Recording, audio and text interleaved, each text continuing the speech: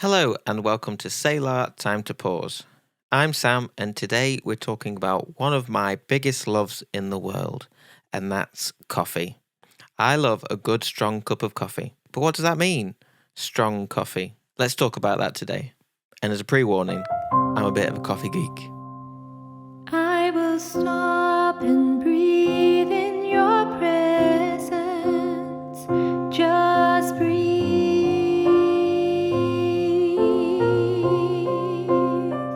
Just breathe.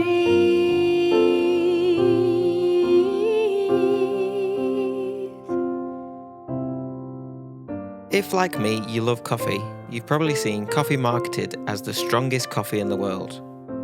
But looking at them in more detail, I find it's generally just a really dark roast, not necessarily strong. The darkness of the coffee gives the idea that the coffee is stronger. I think due to the bitterness and certain flavours you get from roasting darker. Now, one of the questions I have is, does this dark roast actually make the coffee stronger, or does it just alter the flavour? Apparently, as you roast the coffee for longer and at hotter temperatures, it brings out some of the coffee oils from the centre of the beans, makes the bean more porous and makes it easier to dissolve in water, i.e. releasing more caffeine. But apparently some also think that reaching higher temperatures drives caffeine out of the bean into the air and not into your coffee. I think you also have to take into account, when roasting for longer and hotter for a darker roast, then the size of the coffee bean will be decreasing. Therefore, when you have a bag of coffee, say 200 grams, of a darker roasted coffee, then technically you have more individual beans in that 200 grams than in a lighter roast. So therefore, as a result of that, in that 200 grams, you're going to have more caffeine. Now, coffee with a higher caffeine content, is that what we mean by stronger coffee? Now, we can have two variants of coffee, Arabica or Robusta. Robusta generally has double the caffeine content of Arabica beans, but that's in the beans. Really, the amount of caffeine content in our actual drink generally depends on how long you've taken to brew your coffee, or how long the water has been in contact with the ground coffee and dissolved more ground coffee into your drink. Also, I hate to talk about it, but instant coffee. If you're into that sort of thing, it generally has way less caffeine than brewing your own from the bean. But you'll be pleased to know this is due to a complicated process that I'm not going to try and explain right now. And a fun fact, if you're wanting to get the highest caffeine content from your coffee, then generally, the higher up coffee is grown, then the less caffeine the bean is likely to contain. Now, this does really depend on the coffee and where it's grown, and who's grown it, and the type of coffee. But as a rule, generally, this is it. Now, when we say strong coffee, are we really talking about the coffee to water ratio strength levels?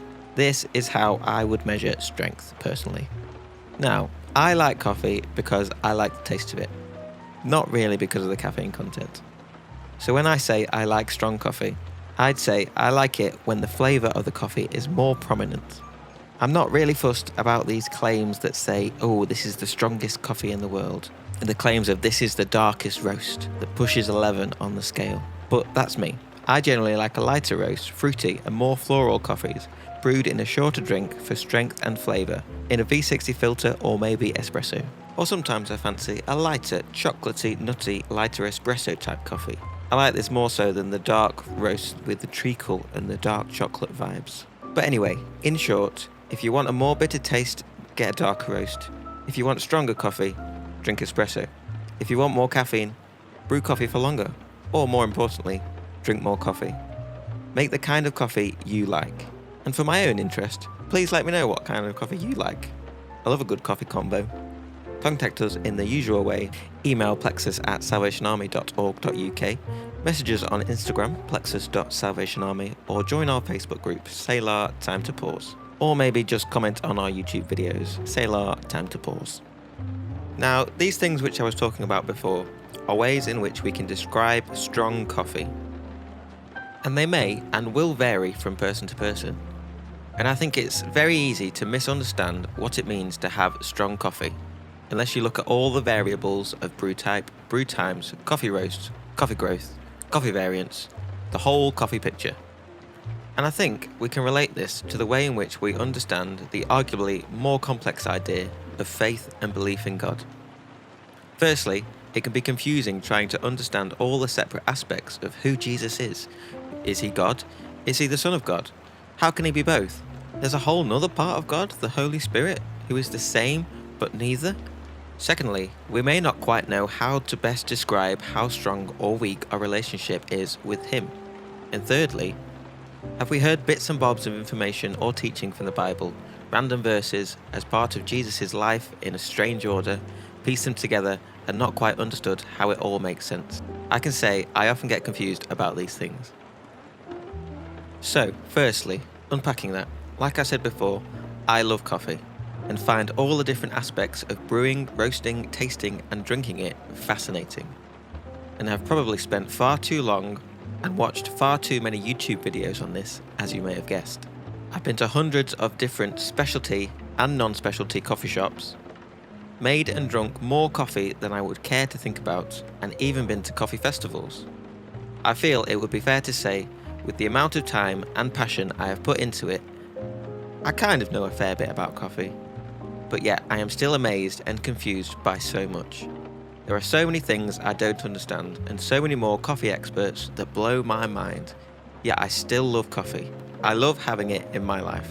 I wake up in the morning and still need it. Despite any confusion about coffee that I may have, maybe frustrations with it, I choose to love coffee. And this works the same with my faith. As you probably guessed, you could easily replace the word coffee for Jesus, God, the Holy Spirit. The fact that God is three parts, Father, Son, and Holy Spirit, is not the easiest thing to comprehend, let alone the fact that Jesus is both the Son of God and also God himself. But yet, I choose to believe it. I choose to wake up every day and ask him to guide me, ask him to be with me, and believe he is who he says he is. For me, I don't fully understand it, and maybe I'm not meant to understand it. But from looking at the life of Jesus, everything he's done, and from my own relationship with him, I know I love him, and that he is there for me. Now, secondly, comparing my coffee knowledge with others. I like to think my coffee knowledge is quite high, but sometimes you get into a conversation and you just can't help but sit, listen, and try and take in someone else's knowledge. When I went to Manchester Coffee Festival, talking to the professional coffee roasters, baristas, and people who travel the world, talking to coffee farmers sourcing the best specialty coffee, you realise how little you know and feel so insignificant. It would be easy to say, meh, I'm giving up coffee. I'll never know as much as them. But that doesn't change my experience and love for coffee. Where this story mirrors my journey with faith in Jesus, it's probably not a direct reflection. My relationship with Jesus is very real and the driving point of my life, and I do look to others and think I'll never know as much as them. And it's important for me to try and learn from others in their walk with Christ. However, the most important thing is for me to listen to Jesus' voice, the Bible, and his life and how his life speaks into mine, in my own individual context. I need to look for myself. I look at the life of Jesus all the way through, and in doing this, it becomes real for me. It becomes intrinsically obvious that this man, who claims to be the Son of God, must be. No matter how much I doubt or think I'll never know enough or feel unworthy, what I do know is that I love Jesus and that he loves me. And I think, third and finally, that's why it's so important to read or listen to the story of Jesus for yourself. It's so easy to make misconceptions about a lot of things if we only heard half the story and only got a little information.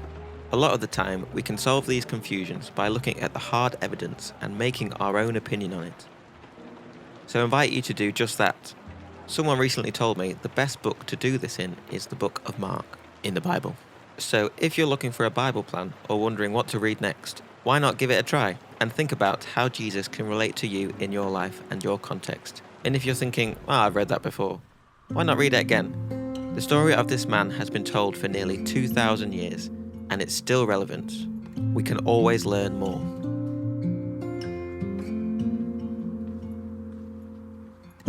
So much beauty to discover, I can hardly take it in. I will ever stand in wonder of a grace that never ends. The more I praise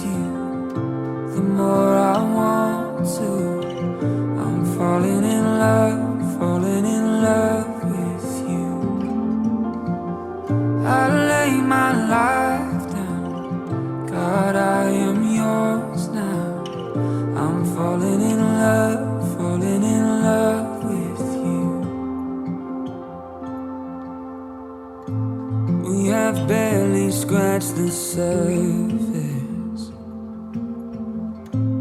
of your death-defying love. Every breath I have is worth it. 1,000 songs are not enough. The more I praise you, the more I want to. I'm falling in love with you. I lay my life down, God, I am yours now. I'm falling in love with you. Yes, I'm falling in love with you.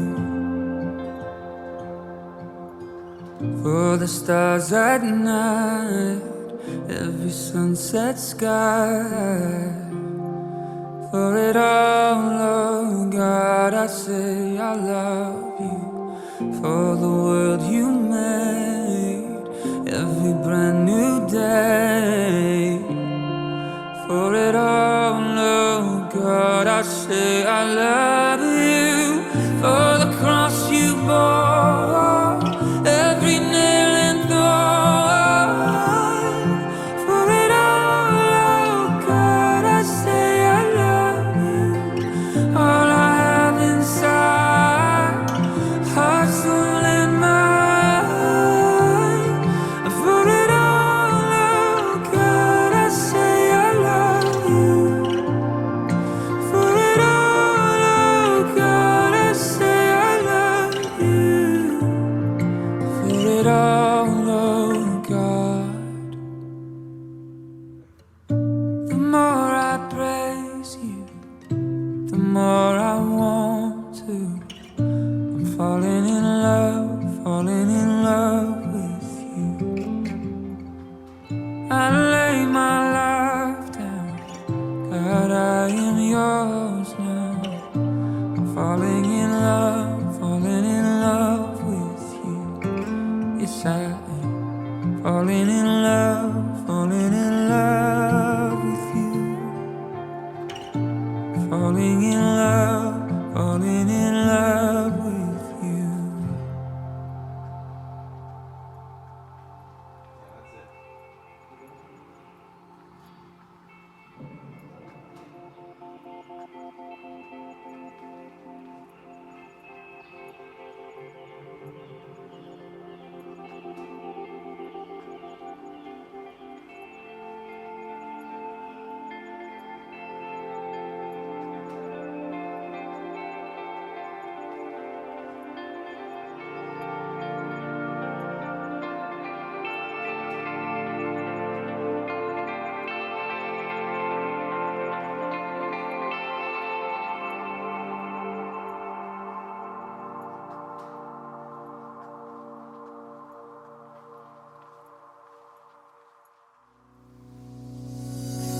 Hello, this has been Selah Time to Pause, a podcast from Plexus Salvation Army, an online church in the UK.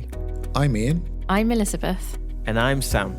If you've enjoyed journeying with us over these last few weeks, join us every Monday Or any day that works for you. to spend time together, taking time out to pause, catch our breath, draw near to God, and refresh our spirits.